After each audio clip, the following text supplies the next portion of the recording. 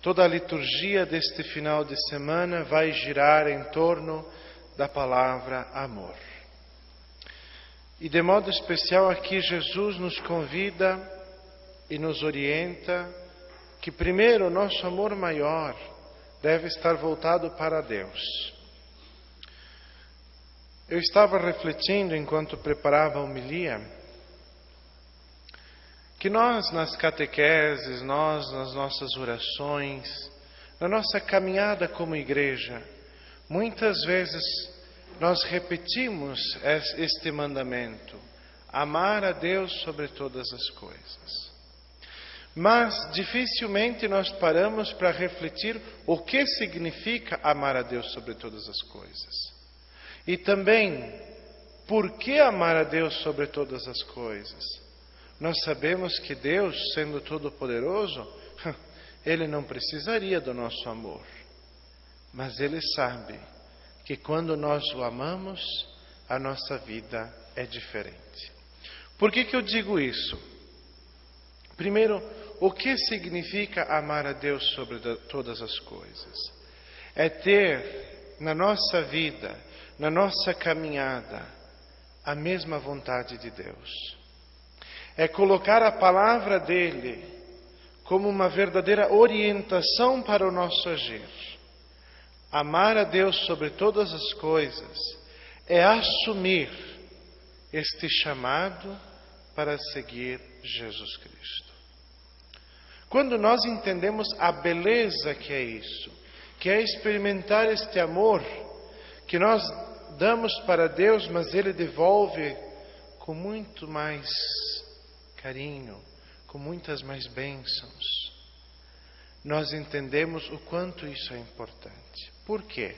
E aqui vem a resposta da pergunta: por que amar a Deus sobre todas as coisas? Gente, vamos olhar ao nosso redor. Quando nós encontramos pessoas que não têm Deus acima de tudo, o que acontece com essas pessoas? Normalmente, naturalmente, nós vemos que são pessoas aprisionadas, que não conseguem viver uma verdadeira liberdade de filhos de Deus. Seja em tantas questões da vida, seja nos vícios do dia a dia, seja no dinheiro, nos bens materiais que são passageiros, seja também na esperança. Quando nós não temos Deus em primeiro lugar, começamos a preparar nossa vida, a caminhar e avançar para outras águas que não nos deixam viver a tranquilidade do amor a Deus, que não nos deixam viver a serenidade que é todo o carinho que Ele nos dá, a ternura de Deus. Quando nós vamos para outros caminhos, começamos a nos comprometer com tantas coisas e quando vemos, esquecemos do principal. Esquecemos de que somos humanos, de que fomos criados por Ele e para Ele. E quando vemos, estamos tão fincados no chão que somos mais deste mundo do que estamos só neste mundo. Por isso, gente, se vocês querem fazer uma verdadeira experiência de liberdade, nós precisamos pôr em primeiro lugar Deus. E também uma outra questão muito séria.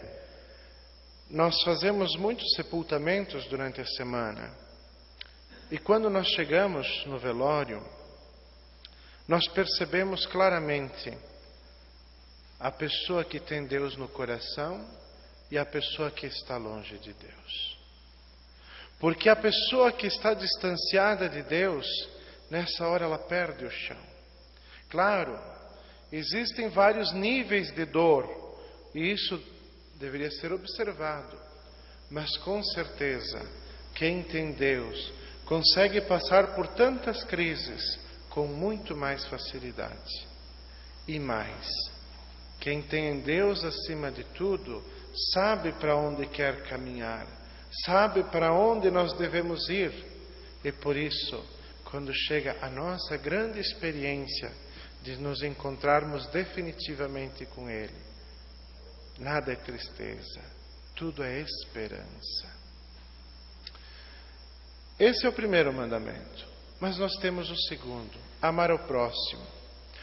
Esse é mais fácil de nós entendermos. Mas aqui nós devemos ter um cuidado importante. Por quê? Jesus aqui ele não disse gostai-vos uns dos outros. Ele sabia que é muito difícil nós gostarmos dos outros. Nem sempre a gente gosta de todo mundo.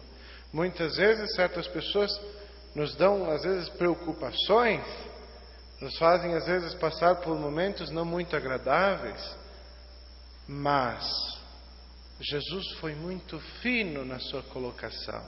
Ele não nos disse gostai-vos uns aos outros, mas Ele disse amai-vos uns aos outros. O que isso significa? Significa que amar vai muito mais do que um gostar pessoal. Vai no respeitar. Vai na questão de dar atenção, carinho. E de modo especial nos nossos dias, amar é fazer-se presente. Amar é fazer-se próximo daqueles que mais precisam de nós. Amar é consolar.